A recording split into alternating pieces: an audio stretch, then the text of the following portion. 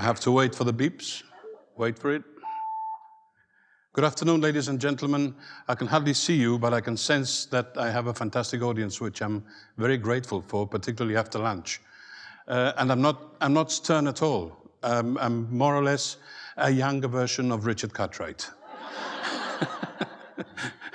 Now, to be stern or serious, I want to share with you my own personal recollections, because I do go back a long time, of how a chance encounter led to Gibraltar becoming a member of not FIBA Europe, as Julian has said, but of FIBA World, because in basketball we go up to the world and then we are allocated to our geographical zone. Now, FIBA is the governing body of basketball. Basketball is only second in popularity to football in global popularity. Over 500 million players at the last count, and those are registered players, never mind those that are not registered, played in over 215 countries. So for us to get into FIBA 30 years ago was a huge achievement, which was not very well documented, and I probably had something to blame for it. That's why I'm talking now. We were in the UK in August of 1978, playing in our first international competition, the Commonwealth Basketball Championships. And I was the coach of the team then. I've done practically everything in GABBA, and I was the coach of the team at the time. And we played our first phase in Cardiff, then moved on to Coventry, where we met up with teams that had been playing in Edinburgh and Sunderland.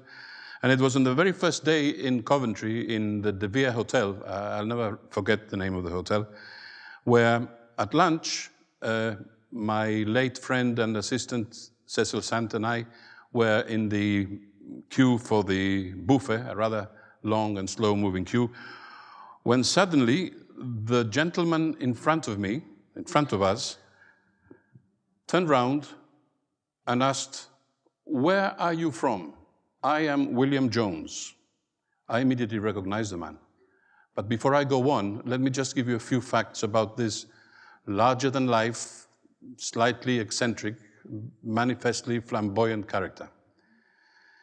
He was born in 1906 in Rome, of a Welsh father and an Italian mother, assuming British citizenship from birth. He went to school in Rome and Turin, and then to university in Massachusetts, in Springfield University in Massachusetts. He graduated, did further university studies in Germany, England, and Denmark, and set up residence in Geneva. Married, had 3 children very quickly.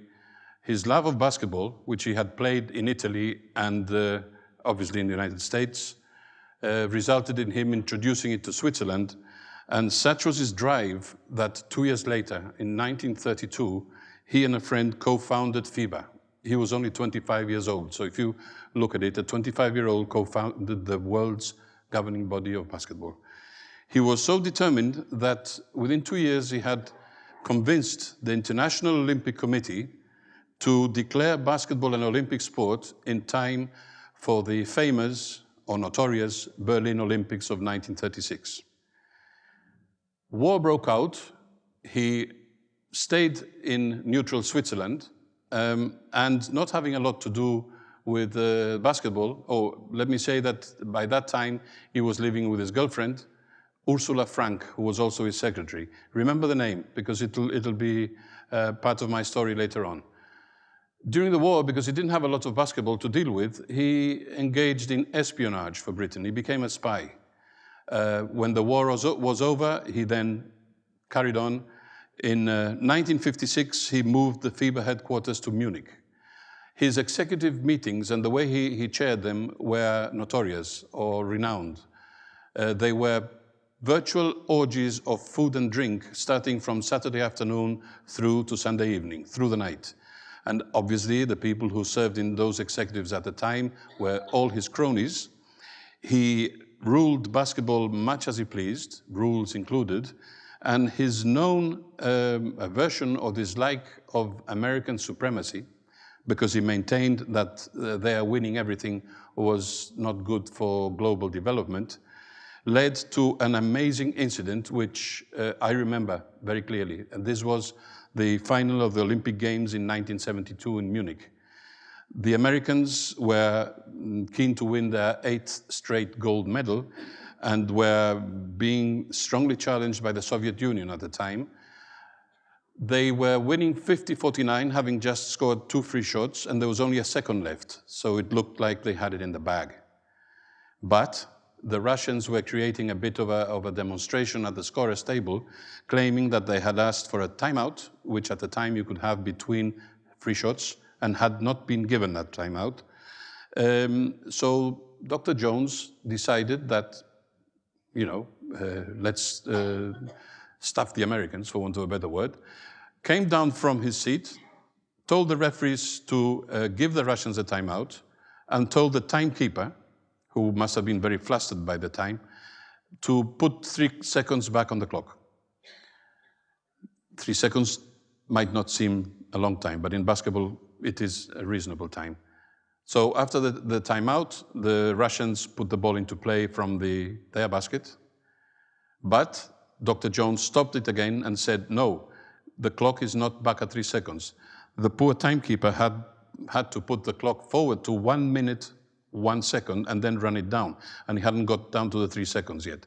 So the Russians had a second chance, and this time, Russian made a perfect pass from end to end.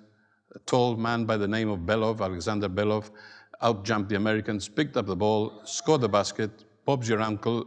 Soviet Union won the gold medal. The Americans went ballistic. They refused to collect their silver medals.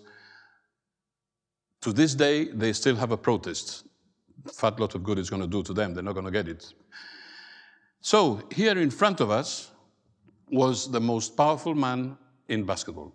And he was in the buffet queue like us mortals, and he was asking us where we came from.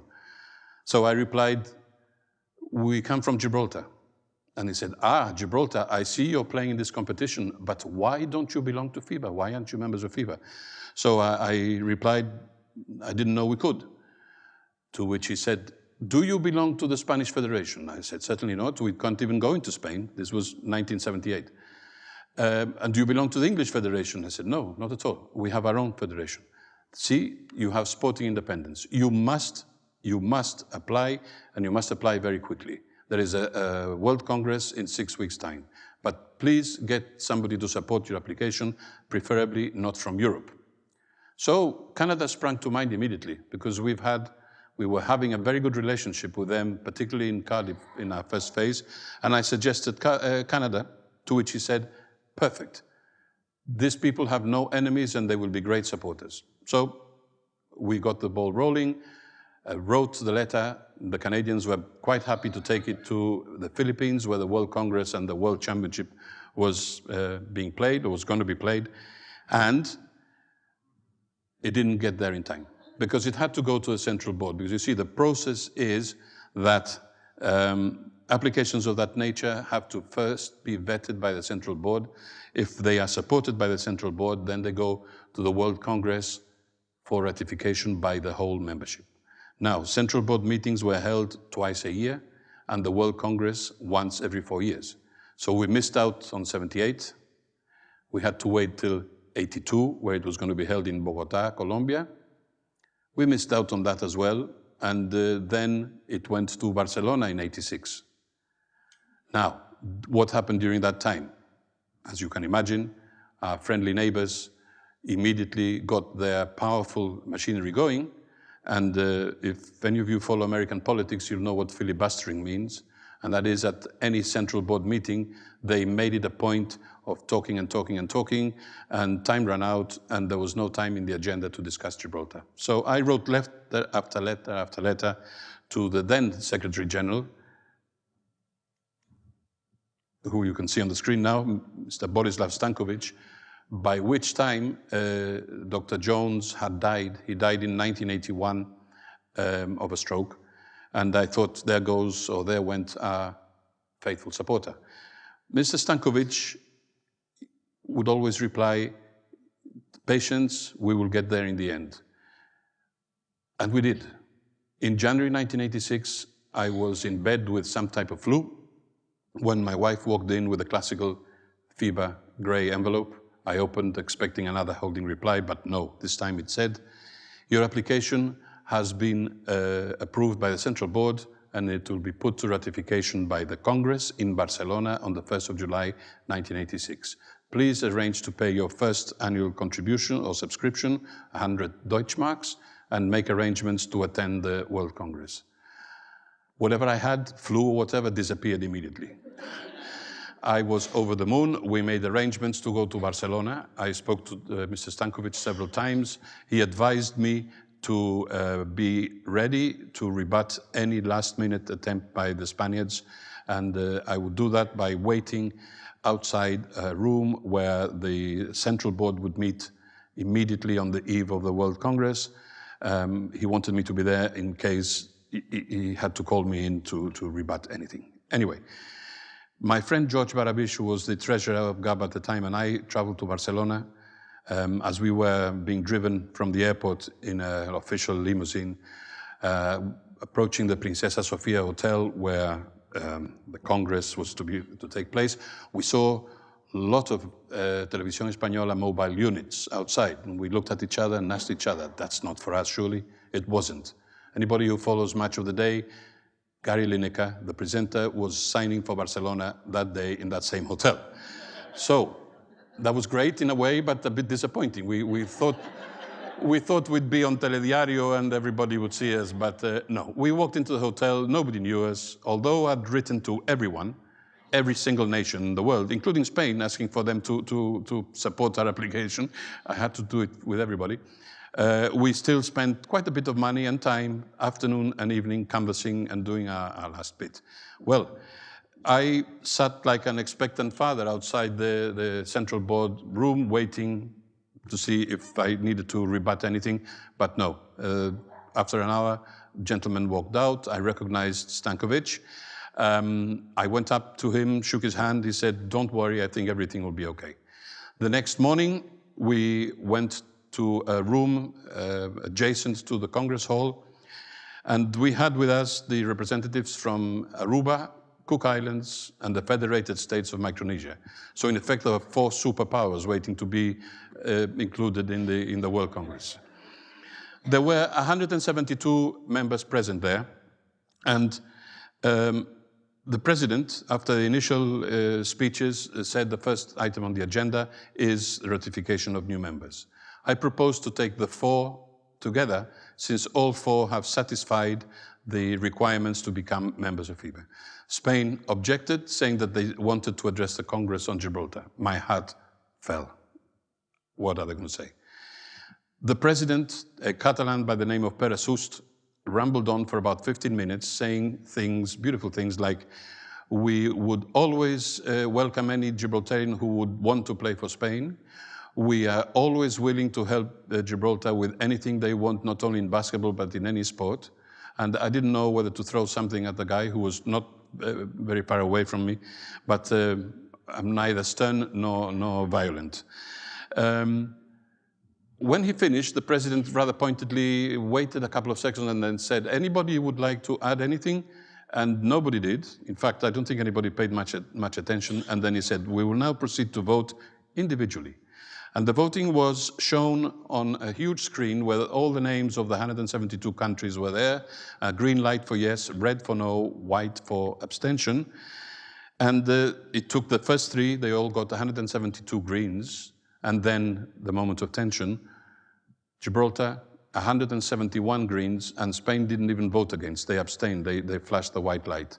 Pandemonium. We went in there, we really, really celebrated, and then we had a coffee break. And in that coffee break, a person from the Spanish Federation approached me and very quietly asked me whether I'd accompany him to meet the president. I felt like telling him to get lost, but then I decided it would be more elegant to go and see him. So I went into an office, and he looked at me, shook my hand, and said, as a Catalan, I congratulate you and I envy you. And all I said today was something that was sent to me from the Consejo Superior de Deportes last night. But of course, if you publish it, I'll deny it. Well, I have made it public now, and I don't care whether he denies it. That was the gospel truth. A lot has happened since the 1st of July 1986. We have come a long way. We have played over 500 international games at different levels. We have had 5 international referees. We have had 3 international commissioners. I have, as Julian said, been a member of the board of FIBA Europe for 11 years, the last 4 of which as president. But I always ask myself, would it have happened if we hadn't had the chance encounter with R. William Jones? I don't know. There is no answer for that. And I have to say, thank you, Renato, because I forgot to tell you, the R at the beginning of the name is Renato William Jones. And thank you all for allowing me to share these moments with you.